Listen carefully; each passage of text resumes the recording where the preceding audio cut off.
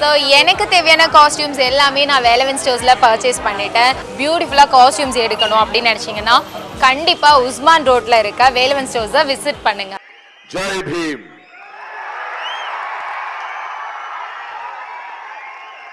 எப்படி இருக்கீங்க செல்லம்? எல்லோருக்கும் வணக்கம். ஐ லவ் யூ டு செல்லம்.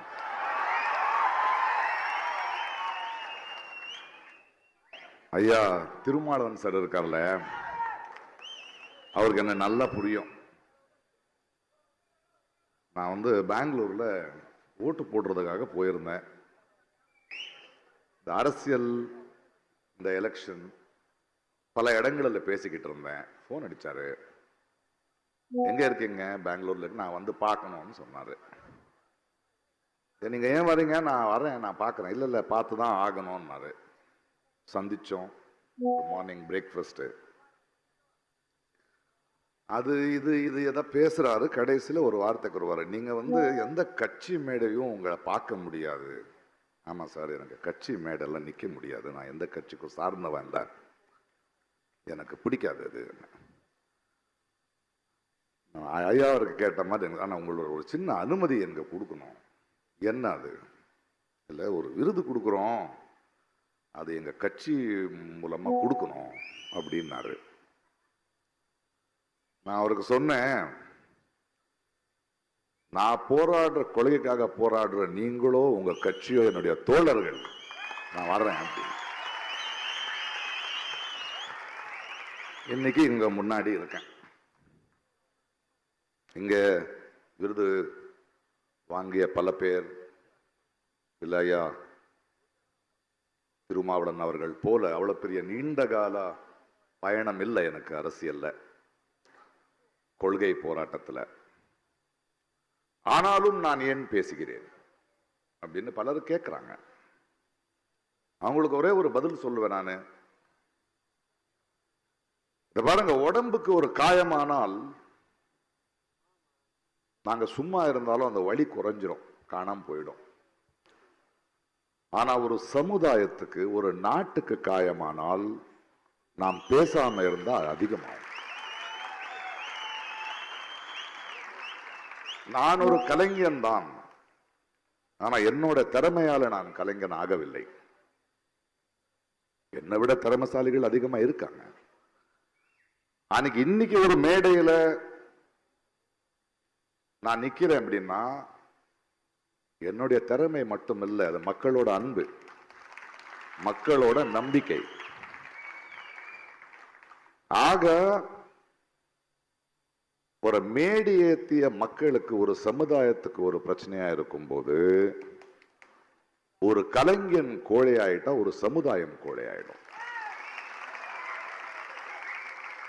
நான் செஞ்சிட்டு இருக்கிறது பெரிய வேலை இல்லை, அது என்னுடைய கடமை, அது என்னுடைய மனசாட்சி. ஏனென்றால் வாழ்க்கையை ஒரு கலைஞனா எனக்கு புரியுது. அந்த புரிதல் எனக்கு என்னோட திறமையில வந்ததில்லை. லங்கேஷ் போன்ற, மார்க்ஸ் போன்ற, அம்பேத்கர் போன்ற, காந்தி போன்ற, பாரதி போன்ற, இப்படி பலர்களோட சிந்தனையை படித்து அதை உள்வாங்கி, அதனாலதான் வந்தது எனக்கு இந்த புரிதல். அந்த புரிதல் இருக்கும்போது கண்ணுக்கு தெரியுது இல்ல என்ன நடக்குதுன்னு. 10 வருஷத்துக்குல இருந்து தான் பேசிக்கிட்டு இருக்கேன். 9 வருஷத்துல இருந்தா இந்த மன்னரை நான் எதிர்த்துட்டு இருக்கேன். இப்ப எல்லாம் மன்னர்ன்னு சொல்ல முடியாதுப்பா, மன்னிக்கணும். அவர் தான் தெய்வ குழந்தை ஆயிட்டாரு. அவரை இனிமே நம்ம தேர்ந்தெடுக்க முடியாது. அவர்தான் நாட்டுக்கு, அவரால் ஏதாவது துன்பம் ஏற்பட்டால் அவரை திட்ட முடியாது. மனுஷனாயா நீ என்ன முடியாது.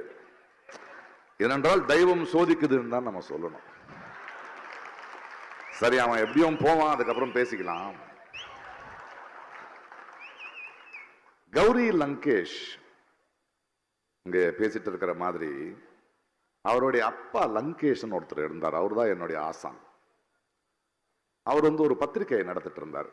ஒரு மாபெரும் சிந்தனையாளர், எழுத்தாளர். அவர் தான் எங்களை சிதைக்கினார். அவருடைய கோபம் தான் இன்னும் எங்களுக்கு இருக்கு. அதாவது அந்த காலத்திலேயே வந்து ஒரு பத்திரிகை ஆரம்பிக்கும் போது, அதை நடத்தும் போது விளம்பரம் வாங்காம பத்திரிகை நடத்துவார். பத்திரிகையை வாங்குற மக்களுக்கு அவர் எழுதுவார், இந்த பாரு இந்த கோல்கேட்டு சோப்பு விற்கிறவங்க கிட்ட எல்லாம் போய் நான் கெஞ்சிட்டு இருக்க முடியாது, ஒரு 2 காசு அதிகம் போட்டு வாங்குங்கப்பா. அந்த பத்திரிகை நடத்தும் போது அதுல பல மேடைகளை உருவாக்கினார். நிறைய இளைஞர்கள், கவிஞர்கள், கதாசிரியர்கள், இலக்கிய சிந்தனை இருக்கிறவர்கள், கொள்கைகளை பத்தி பேசுறவர்கள், இவர்கள் எல்லாருக்கும் ஒரு இடம் கொடுத்துட்டு இருந்தாரு.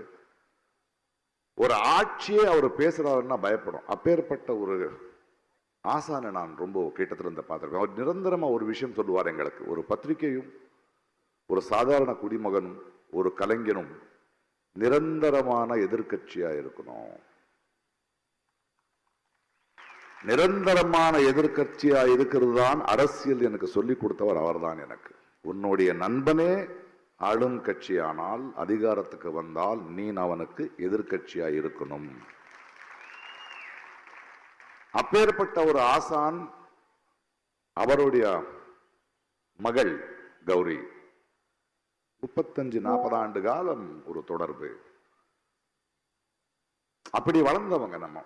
அவர் ஒவ்வொரு டைனிங் டேபிள்லையோ இல்லை அவருடைய எடிட்டோரியல் டேபிள்லையோ ஈவினிங் ஆனால் நம்ம அங்கே போய் உக்காந்தா எங்களுக்கு கிடைச்ச, நாங்கள் பார்த்த தொடுவானங்கள், எங்களுக்கு கிடைச்ச அனுபவங்கள் ரொம்ப அதிகம்.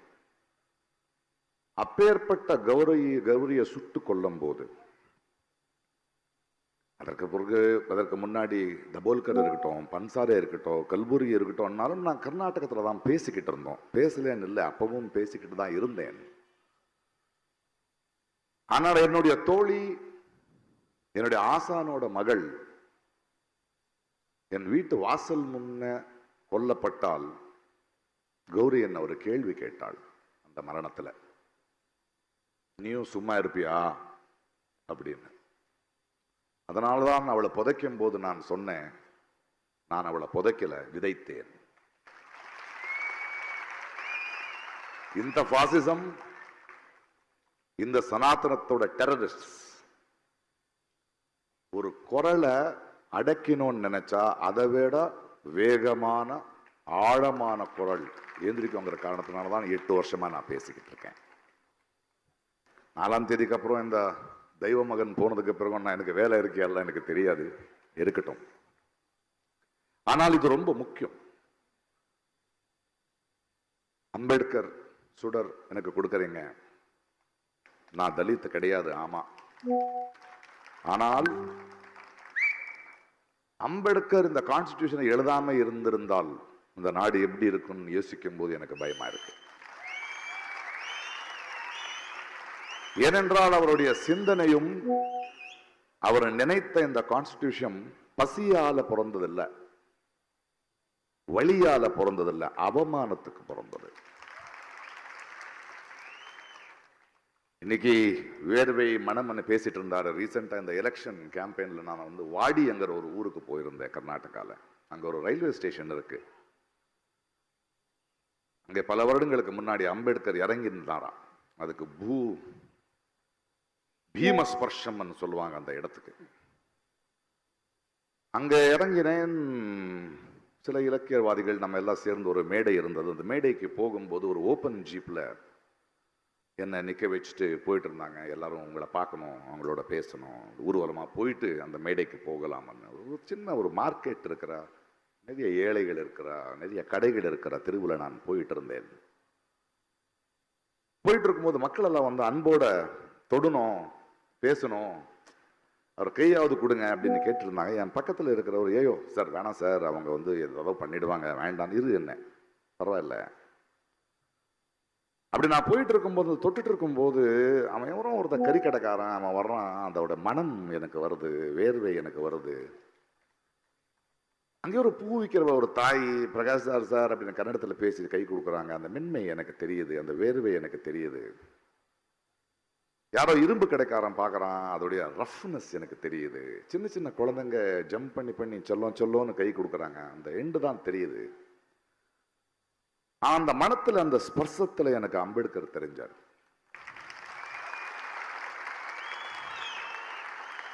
இத பாருங்க, அப்படி பார்க்கும்போது இந்த தெய்வ மகன் மன்னரை நினைச்சேன் நானு. அவனை பாருங்களேன், ஒரு பாசிஸ்ட், ஒரு சர்வாதிகாரி. அவன் ஒரு புஷ்பக விமானத்துல வருவான், ஒரு தேர்ல நிற்பான், எல்லாரும் பூ போடுவாங்க, மக்கள் வேலிக்கு அந்த பக்கம் தான் நிக்கிறானுங்க. அவனுக்கு என்னைக்கு புரியும் நம்முடைய பசி? மக்களோட ஸ்பர்சம் தெரியாதவன், அந்த மனம் தெரியாதவன், அந்த வேர்வையை தொடாதவனுக்கு எப்பவாவது புரியுமா அவனுக்கு? அவன் தெய்வ மகன் கிடையாது, டெஸ்ட் டியூப் பேபி. அவனை அப்படி விட்டுறலாம். நான் இவ்வளவுதான் பேசுறது. ரொம்ப மகிழ்ச்சியா இருக்கு இந்த விருது நான் இங்க வாங்கும் போது. ஆனா வேலை இதோட நிக்காது. நான் மன்னர் வருவாருங்கிற பயம் எனக்கு இல்லை. அச்சமில்லை, அச்சமில்லை, அச்சமில்லை என்பவன் நான். நம்மளுடைய பயம்தான் அவனோட பலம். அண்ட் ஒரு சர்வாதிகாரி, ஒரு ராட்சசன் இருக்கான்ல, அவன் ஜெயிச்சு யாரோ எனக்கு எதிர்ப்பு இல்லைன்னு சொல்லும் போது அவனுக்குள்ள ஒரு சின்ன மனுஷன் இருப்பான். ஆனா தோக்குறாங்கிற பயம் வந்த உடனே அவன் ராட்சசன் ஆவான். அந்த நிலைமையில தான் அவன் இருக்கான் இன்னைக்கு. ஆக நம்ம அதுக்கு தயாராக வேண்டியதா இருக்கு. நம்ம ரொம்ப ஜெயிச்சுட்டோங்கிறது இல்லை, வெற்றி இல்லை. ஏன்னா இந்த 10 வருடங்கள் காலமா அவன் எங்கெங்க விதைய வெற்றிருக்கான் இல்லையா. இன்னைக்கு ஒரு சுப்ரீம் கோர்ட், ஒரு கோர்ட் ஜட்ஜு நான் RSSல இருந்து வந்தவன் சொல்றதுக்கு பெருமையா இருக்குன்னு ரிட்டையர்மெண்ட்ல சொல்றான்னா, இது வரைக்கும் அவன் கொடுத்த முடிவுகள் எப்படி இருக்கும்னு நமக்கு புரியாதா?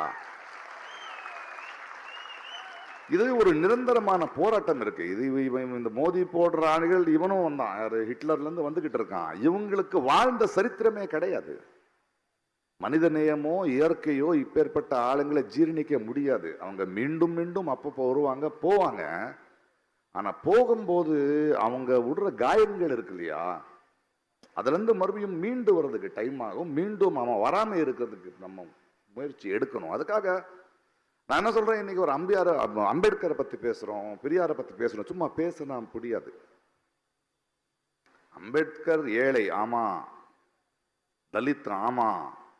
And he was a great thinker. He was the most well-read person. அம்பேத்கரை படிக்கணும். ஏனென்றால் அம்பேத்கர் கான்ஸ்டிடியூஷன் எழுதுனது பிறகு அவரே சொல்றாரு, என்னுடைய எண்ணம் கரெக்டா இருக்கு, இது உண்மையாகுமா இல்லையான்னு எனக்கு தெரியாதுங்கிறார். அதற்கு காரணம் அடுத்த வர தலைமுறை ஒரு மார்க்ஸையோ, ஒரு அம்பேத்கரையோ, ஒரு காந்தியோ படிக்கிறாங்களா இல்லையான்னு தெரியாதுங்கிறது நேரடியா சொல்றாங்க. அது படிக்காதவங்க தான் உட்கார்ந்துகிட்டு இருக்கோம். தே ஆர் நாட், நம்மளுக்கு அவர்கள் சூப்பர் ஸ்டாருங்க கிடையாது, நாங்க படிக்க வேண்டியது. பிகாஸ் அதுக்கு பின்னாடி அந்த அவமானத்தையும் தாண்டி அவங்க படிச்ச படிப்பு, அவங்க பார்த்த தொடுவானங்கள், அதையும் நம்மளும் பார்க்கணும். அப்போதான் இந்த சனாதனம் இருக்கோ, இந்த பாசிசம் இருக்கோ, அது வேரோட நம்ம எடுக்க முடியும். இவங்களுக்கு என்ன சொல்லணும்னு அதை பாருங்க. ஒரு தனி மனிதனுக்கு கட்டறிவுல கட்டாயிடுச்சுன்னா அது அவனை தனிப்பட்ட மனிதனோட வழி. ஆனா ஏகலவ்யனோட கட்டவிரல் எடுத்துட்டு போனா அது சமுதாயத்தின் வழி. மெஜாரிட்டின்னு சொல்றாங்கல்ல, மெஜாரிட்டியோட பொறுப்பே மைனாரிட்டியை பார்த்துக்கிறது இல்லையா? இது தொடர்ந்த போராட்டம் ஆயிட்டே போகணும். இது வரைக்கும் நம்ம தொடர்ந்து போராட மாட்டோமோ? ஏன்னா இது வாழ்வின் முறையா இருக்கணும். நம்ம நிரந்தர எதிர்கட்சியா பண்ணிக்கிட்டே இருக்கணும். ஏன்னா இது இவ்வளவு சீக்கிரம் போகிற விஷயம் கிடையாது. அரசியல்வாதிங்க, அரசியல் கட்சிகள் வரும் போகும். 5 வருஷத்துக்கு ஒரு முறை. நாம தான் பர்மனெண்ட். அரசியல்ல எதிர்கட்சி ஜெயிக்காது, ஆளுங்கட்சி தான் தோத்து போவோம். சரியானவனை நம்ம தேர்ந்தெடுத்தா மக்கள் தான் ஜெயிப்பாங்க, தேர்ந்தெடுக்கலன்னா மக்கள் தான் தோத்து போவாங்க. அதை நம்ம உணரணும். இந்த வாட்டி அவர் தெய்வமானவனானதுனால ஜோலா எடுத்துக்கிட்டு எங்கேயோ போட்டோம், அது இல்லை. ஆனால் இந்த 10 ஆண்டுகளாக நம்ம அனுபவிச்ச வழி இருக்குல்ல, அவமானம் இருக்குல்ல, ஒரு பயம் இருக்குல்ல, ஒரு ஆதங்கத்துக்காக அடுத்த 5 வருஷம், அடுத்த 10 வருஷம் இவங்க மீண்டும் வர முடியாத அளவுக்கு நம்ம செயல்ல இறங்க வேண்டியதா இருக்கு. 70 ஆண்டுகள் ஆயிடுச்சு, 70 ஆண்டுக்கு மேலே ஆயிடுச்சு நம்ம அம்பேத்கர் கான்ஸ்டிடியூஷன் எழுத. இன்னைக்கு கூட மக்கள் ஓட்டு போடும்போது ஒரு பிரதமரை தேர்ந்தெடுக்க ஓட்டு போடுறதுக்கு அவங்களுக்கு உரிமை இல்லைங்கிறதே தெரியாம உட்காந்துக்கிட்டு இருக்காங்க. ஒரு முதலமைச்சரை தேர்ந்தெடுக்கிற உரிமை இல்லை. நம்மளுடைய ஒரு பிரதிநிதி எங்களுடைய குரலை பேசுறவன் பார்லிமெண்ட்டுக்கு போகணும். 530 பேர் தான் இருக்காங்க.